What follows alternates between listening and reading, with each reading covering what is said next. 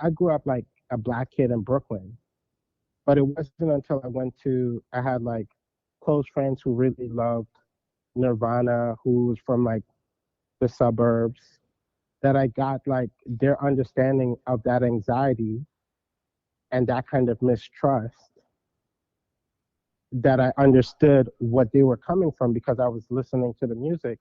And there was something about how the music spoke their truth that I said, oh, I get it.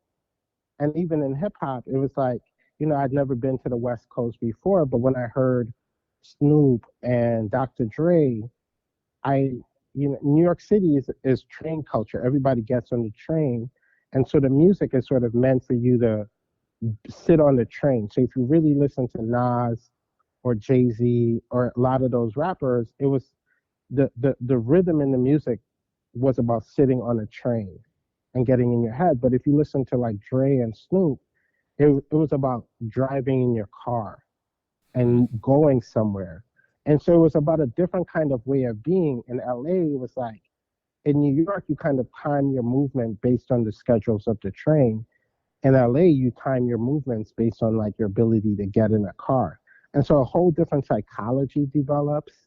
And you kind of understand that when you really kind of listen to how the music is organized and the brilliance of how the music is organized. And so for me, turning to art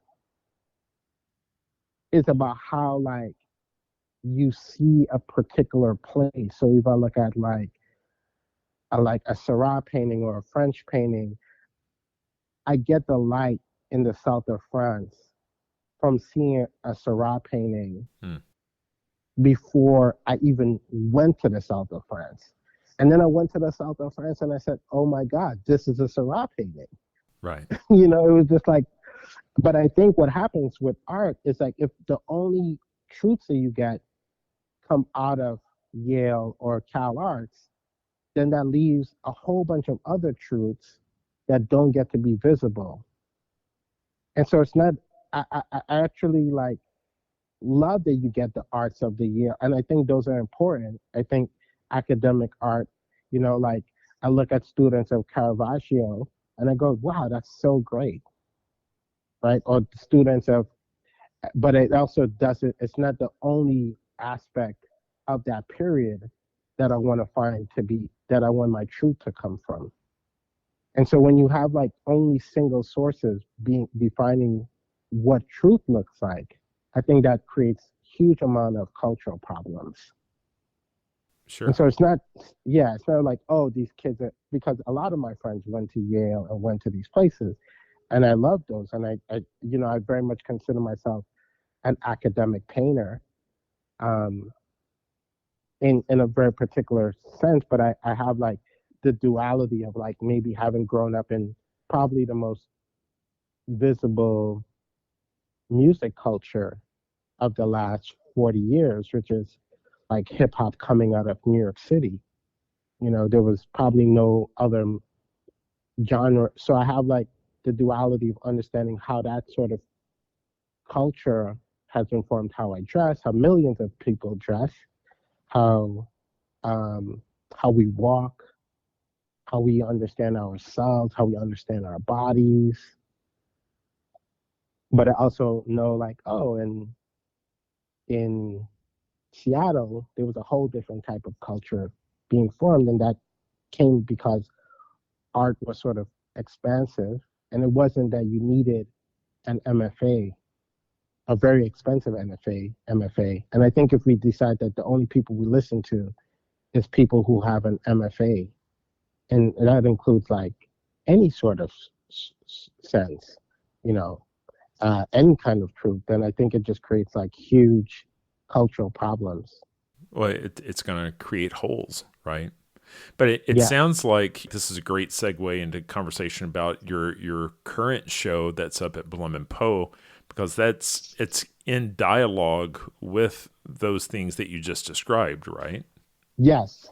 Can you kind of give us an overview of that show? In my mind, there's probably a little bit of nostalgia there. It looks like you're looking at hip hop, late 90s, early 2000s, as kind of a seed for its impact on a culture, its, communicating a feel.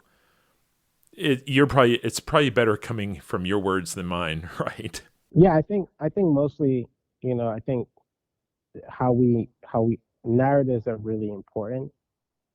Um, Emotional narratives, cultural narratives, like narratives kind of determine who we care about, right? And who we don't care about, and who we find empathy to and who we don't find like. And they're like the like kind of running line nowadays in like the liberal circle that I see on Instagram is like, oh, we care about Ukraine, but where's the conversation about Palestine or Yemen? So, but either way, I mean, just to sort of get back to the show, I think like, I mean, I grew up in a particular era that I find that I just never felt. I felt like very few places really told real stories about what happened in my neighborhood, in the neighborhood. And I'm nearly 40 now. That period is quite some time away, but I think we still live in very much in the legacies of the 90s. And I kind of just wanted to understand what that culture was that I was sort of inheriting or living in. And there's like one painting that's like, it's really interesting because like, and this is sort of the backdrop of the painting, but it was sort of the logic of the painting. So like, there's Picasso's sort of return to classicism, which people kind of always kind of looked at like a breakaway from, yeah, like the sort of return to neoclassical sculpture.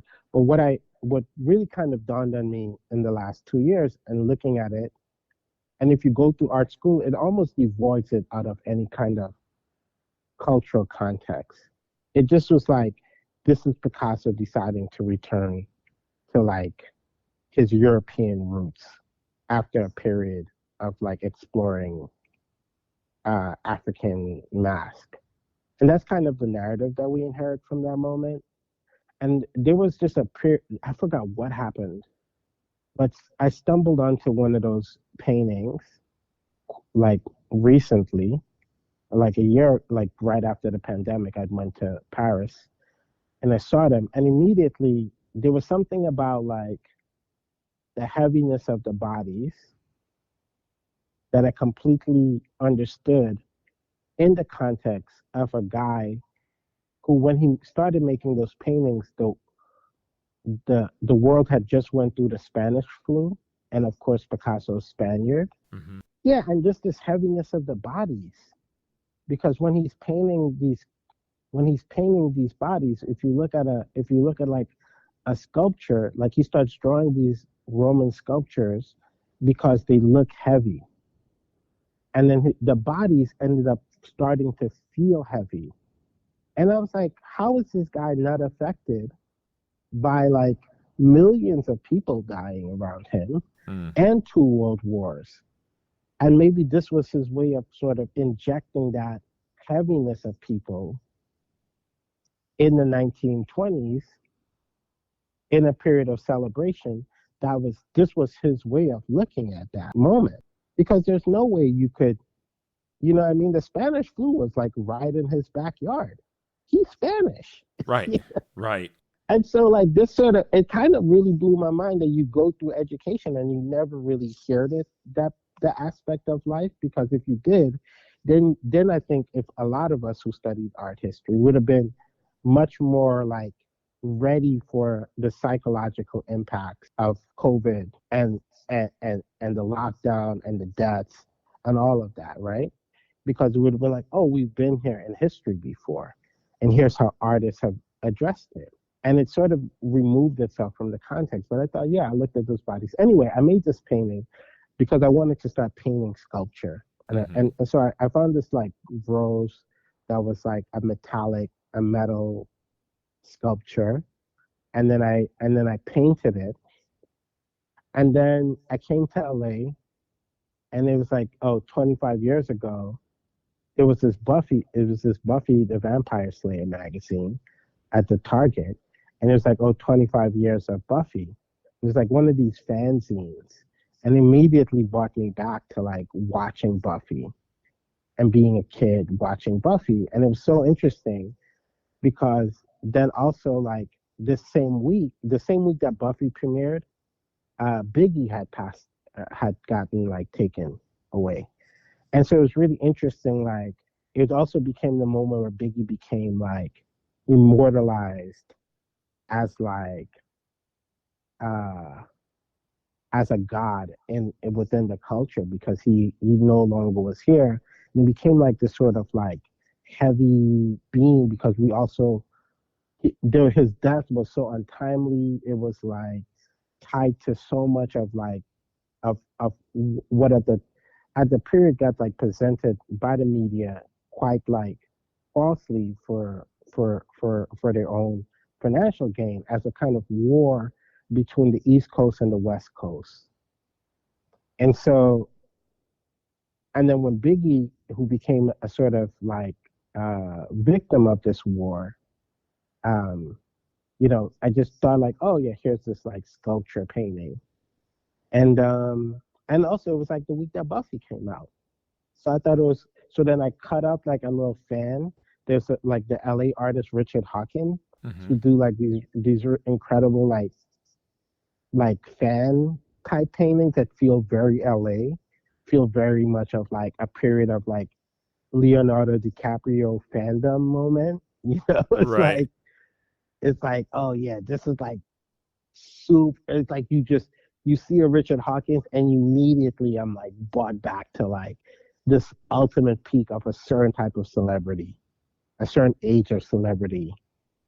We live in a different age of celebrity now. That's like TikTok stars and whatever. But Right. there's a certain age of like 90s, early 2000 Hollywood celebrity. And then there's this like cutting out of like these fanzines. And I just thought, oh man, that's so exciting. Like I need to just do that. And it just was like a weird way of like balancing like such a heavy loss of Biggie with like Buffy the Vampire Slayer. Tell me about this particular show at Blum-and-poe, because when I look at the works, it's not just your work. It's almost like you've curated some other artists to be on the wall, kind of in conversation with you around this theme. Am I saying that right? I mean, how did you choose this other work that is included?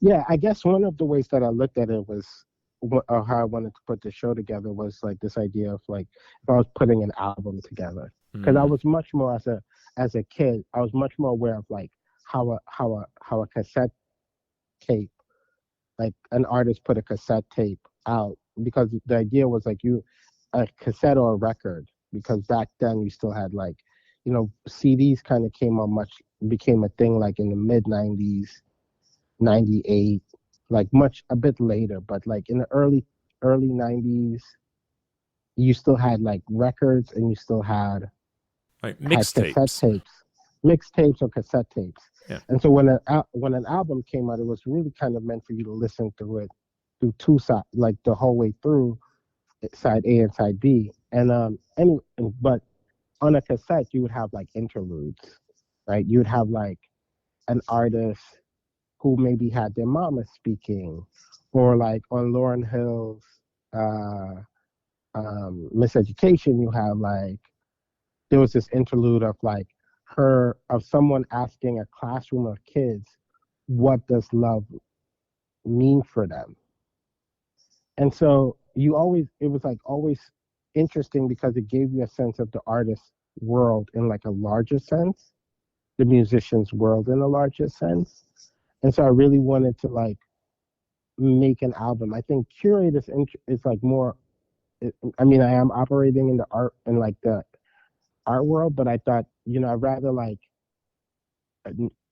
try to learn from the lessons in my life. And this was like one of them. It's like, oh yeah, if you listen to a record, then you hear like these interludes. And so it was really interesting to have like Aya's interlude, who's really just making these incredibly beautiful drawings of